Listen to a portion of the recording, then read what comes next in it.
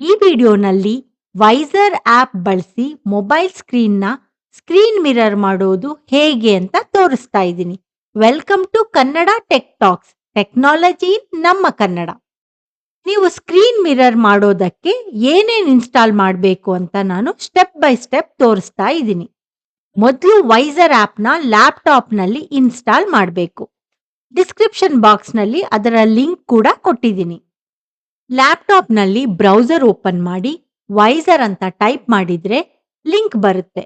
ಅದನ್ನ ಕ್ಲಿಕ್ ಮಾಡಿ ನಿಮ್ಮ ಕಂಪ್ಯೂಟರ್ ವಿಂಡೋಸ್ ಅಥವಾ ಮ್ಯಾಕ್ ಅಥವಾ ಲೈನಕ್ಸ್ ಹೀಗೆ ಯಾವುದೋ ಆ ಫೈಲ್ನ ಡೌನ್ಲೋಡ್ ಮಾಡ್ಕೊಳ್ಳಿ. ಡೌನ್ಲೋಡ್ ಆಗಿರೋ ಫೈಲ್ನ ಕ್ಲಿಕ್ ಮಾಡಿ ಇನ್ಸ್ಟ್ರಕ್ಷನ್ ಫಾಲೋ ಮಾಡಿದ್ರೆ ವೈಸರ್ ಕಂಪ್ಯೂಟರ್ನಲ್ಲಿ ಇನ್ಸ್ಟಾಲ್ ಆಗುತ್ತೆ. ನೋಡಿ, ಈಗ ಈ ವೈಸರ್ ಆಪ್ ನನ್ನ ಲ್ಯಾಪ್ಟಾಪ್ನಲ್ಲಿ ಇನ್ಸ್ಟಾಲ್ ಆಗಿದೆ.